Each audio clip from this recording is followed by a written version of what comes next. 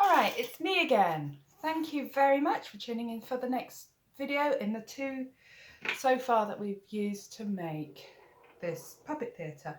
So I haven't got the children downstairs yet because this bit involves sharp knives and my two are a little bit young to be doing it. So they'll just get frustrated while I do it. So I'm just leaving them doing what they're doing upstairs. They're both, one is watching Peppa Pig. And the other one is doing times tables on the iPad. At least I hope he is. And so I am going to mark where my hole is going to be. Now with this box it's great because you just draw around the words. So this is the hole that I'm going to cut.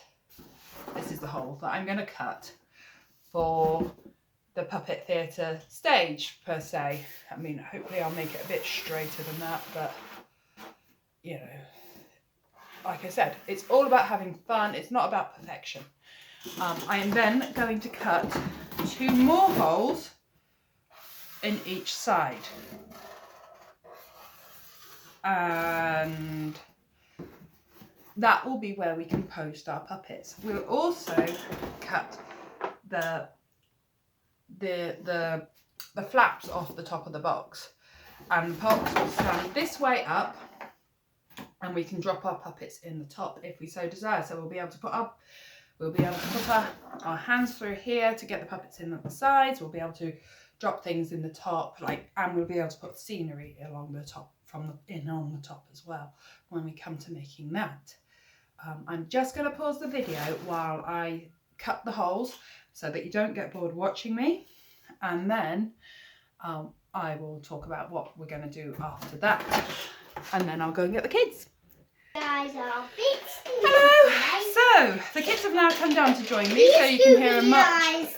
Just been farting all day. The googly eyes have been farting, have they? Oh my goodness. Okay, so the kids have come down to join me, so things have gotten a lot louder. So as you can see, I've cut out my box and it's a bit wobbly. Now you don't have to cut out both the big sides of the box.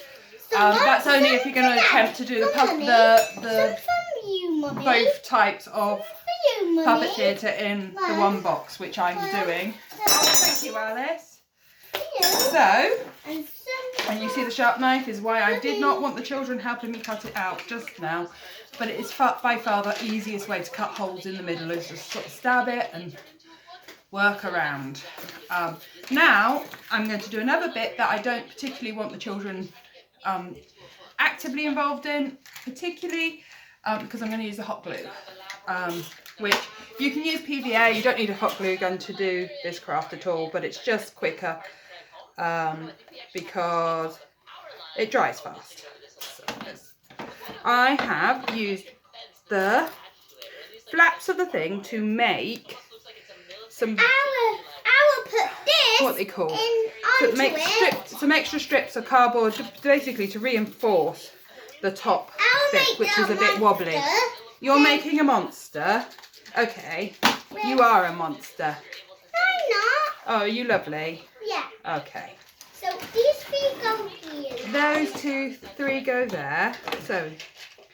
So we just stick them on like this, and you'll see it's becoming a lot more stable, a lot less floppy. Now I'm going to put them on. And as we add more stuff to it, it will become more stable again. We'll also use the hot glue to stick the fabric on when we make curtains later. Hot glue is my friend. I have the best hot glue gun I've ever had at the moment. I got it from Lidl. It's an absolute bargain, and I hardly ever burnt my fingers on it. But like I say, it's dangerous, so make sure you've got the children under control for that. Are you going to paint some orange on it, Alice? Mum, I'm trying to Alice has got the orange paint. I'm just shaking it for a minute. Don't whine at Alice, please, Timmy. I'm trying to put these on. On where? On the sock. Why? Because we're going to Well, you need some glue or something for that. Okay, so with that all done, see it's a lot more stable now. You can go with these eyes. We're on to the next stage. Because I've got eyes for you. So I've got my greaseproof paper, and I'm going to stick this on with hot glue as well. So just measure the right size.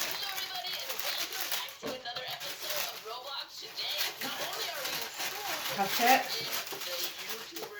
It's just so it dries really quickly and we can just get on with what we're doing.